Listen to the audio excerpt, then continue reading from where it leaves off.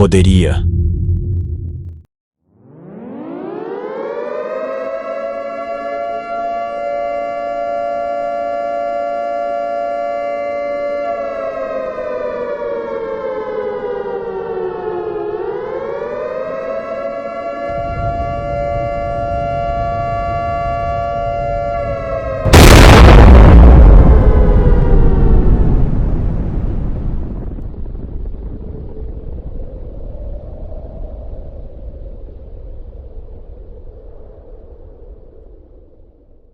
Depois de certo tempo de disparos nucleares, a guerra acabou.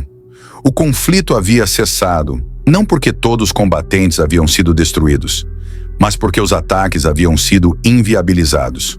Claro, havia todo tipo de horror e, enquanto cada lado tentava reestruturar o que restava de suas cidades, atendendo os feridos que sobreviveram e aproveitando os recursos que ainda conseguiam, o ponto principal é que não era mais possível atacar.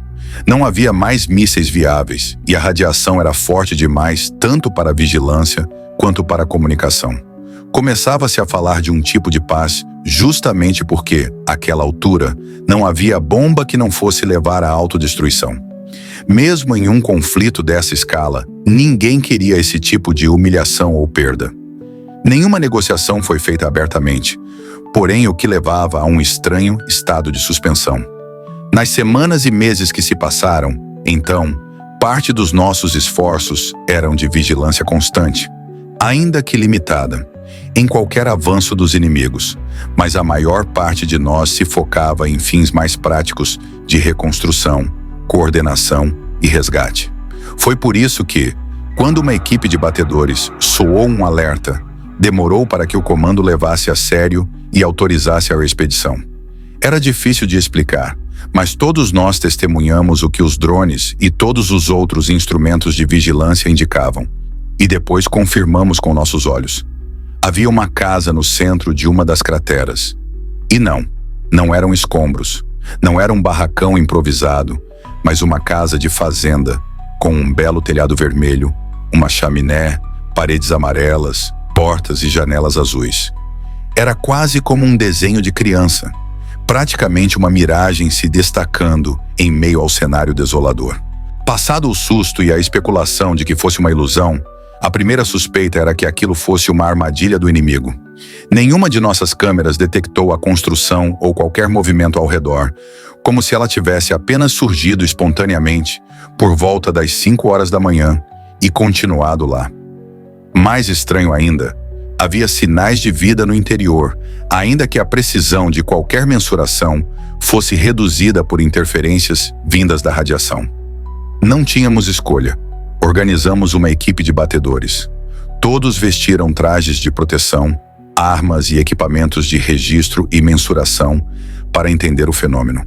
O fato de a missão ser tão perigosa e requerer tantos cuidados tornava a existência da casa e de qualquer habitante ainda mais absurda. O que aconteceu naquele dia, apesar de tudo que temos registrado e de nossas memórias, se tornou um mar de incerteza pelos motivos que você entenderá lendo a seguir. Já aviso que a descrição abaixo mistura algum tanto de informações adquiridas na excursão, mais observação à distância, memórias confusas e um tanto suplementar de especulação. Tudo combinado e resumido sem distinção, porque, convenhamos, não há necessidade de complicar ainda mais esse caso bizarro. A equipe de 4 soldados se aproximou da cratera com um veículo de segurança e, parando a uma distância segura, desceram com o equipamento, caminhando o resto do caminho até a casa. Não havia vento considerável nem qualquer sinal de vida. A radiação era intensa, claro, mas os trajes e a escudos de isolamento protegiam tanto a saúde do grupo quanto o funcionamento de seus aparelhos. Todas as mensurações externas indicavam que, sim, era uma casa. Não havia indicação de que os materiais fossem novos, nem que tivesse sido transportada para lá. Era quase como se a explosão tivesse se esquecido de apagá-la da existência. Os 4 coletaram suas observações e, sem conclusões que os ajudassem, começaram a se preparar para forçar a porta, quando ela se abriu por conta própria.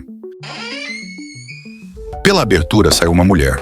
Era uma senhora na faixa dos 60 anos, com roupas civis, ignorando a destruição ao redor e a radiação que deveria matá-la em segundos.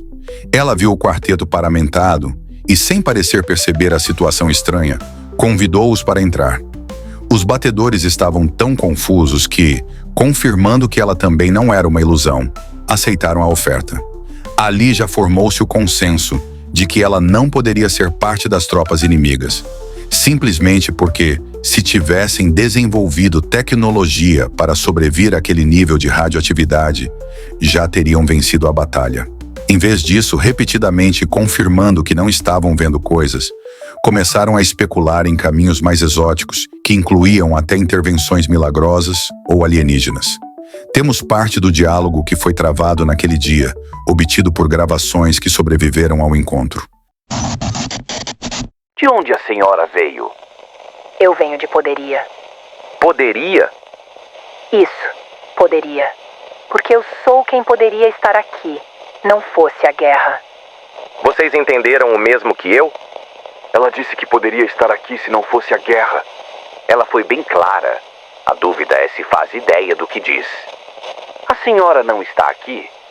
Eu poderia estar aqui. Como a senhora sobreviveu à explosão? Como sobreviveu nesse lugar? Eu não estava aqui quando a explosão ocorreu, então eu não sobrevivi, nem deixei de sobreviver. Mas eu sou condicional à explosão. Eu poderia estar aqui, não fosse ela. Vocês entenderam o mesmo que eu? Ela disse que poderia estar aqui se não fosse a guerra. Ela foi bem clara. A dúvida é se faz ideia do que diz. E se ela for uma metáfora? Um símbolo de tudo que foi perdido pela humanidade devido à guerra? Vidas, lares, histórias, até mesmo as possibilidades de um futuro. Deixe de besteira, soldado. A mulher está bem diante dos seus olhos e está bem viva para ser uma assombração ou qualquer outra insanidade. Só pode ser algum novo ardil do inimigo. Essa senhora só pode estar louca ou ter algum retardo mental. Qual o seu nome? Mais alguém mora com a senhora? Meu nome poderia ser Maria, mas também poderia ser outro. Eu poderia viver sozinha, ou poderia ter filhos, animais, um companheiro. Eu poderia ter uma vida aqui. O que aconteceu em seguida é um tanto confuso. A partir desse ponto, os diálogos se tornam mais fragmentários, restando para nós um tanto de especulação para completá-los. De modo que é mais proveitoso não usar transcrições. Os soldados tentam tirar mais informações de Maria, mas ela insiste em dizer que é alguém que poderia existir. Ela nunca afirma diretamente que existe ou não existe, insistindo nessa linguagem condicional o tempo todo, como se não estivesse ali. Eles pedem licença para tomar algumas mensurações do ambiente e depois medem seu pulso, batimentos e respiração, constatando que ela estava viva.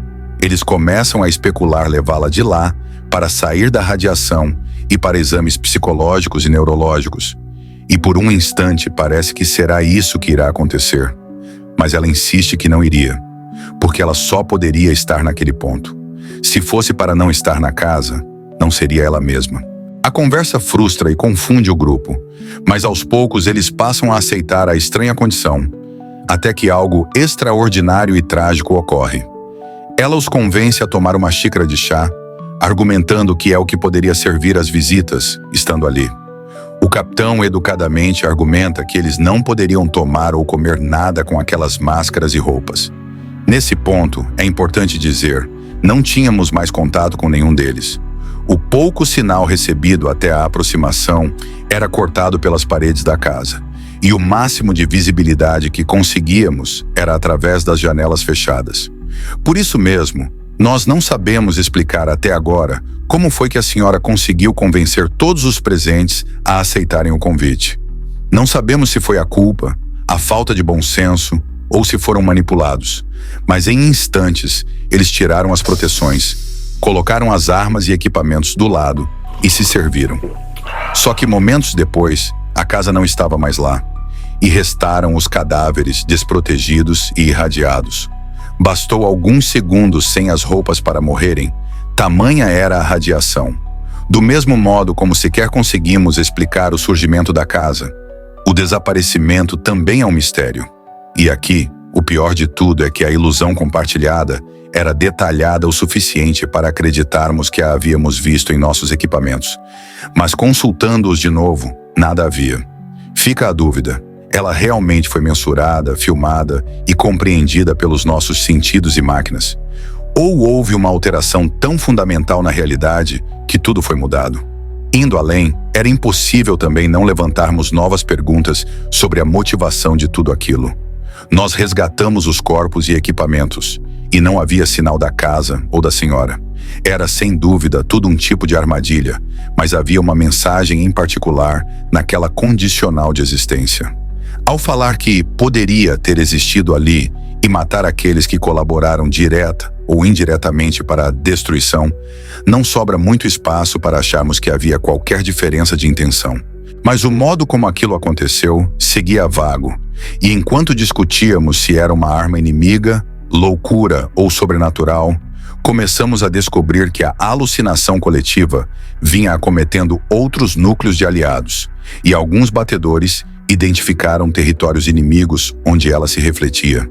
Sempre a mesma história.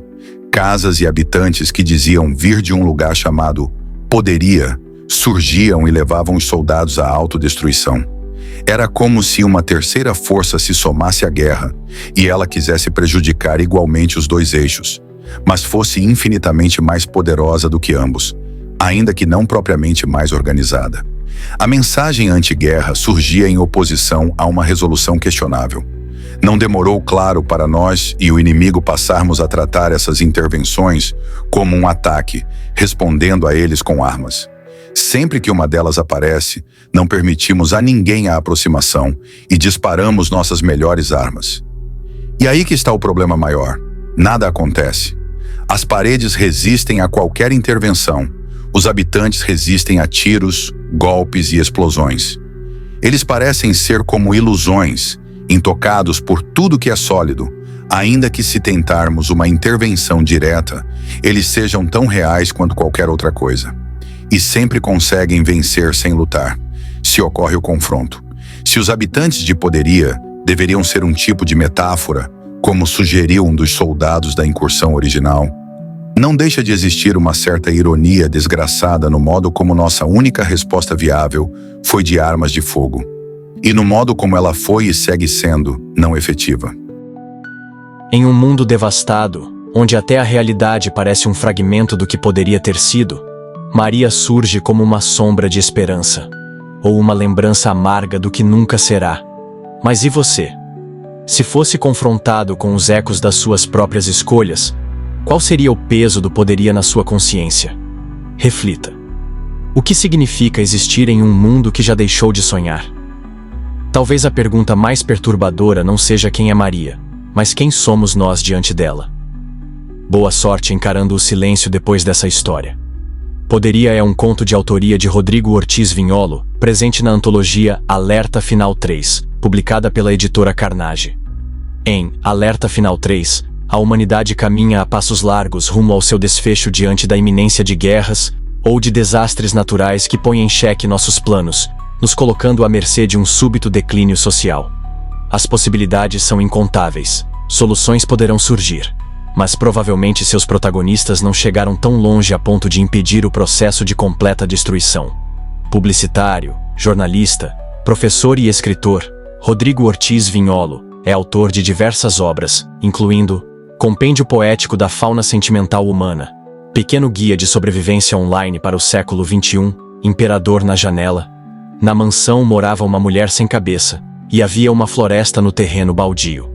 Vencedor do Prêmio Aberst, Troféu HQ Mix, Prêmio Ecos da Literatura e alguns outros, já participou de mais de 350 coletâneas de contos, poesias e quadrinhos. Agora é hora da capivara voltar para o bunker, antes que o mundo exploda de vez. Até a próxima!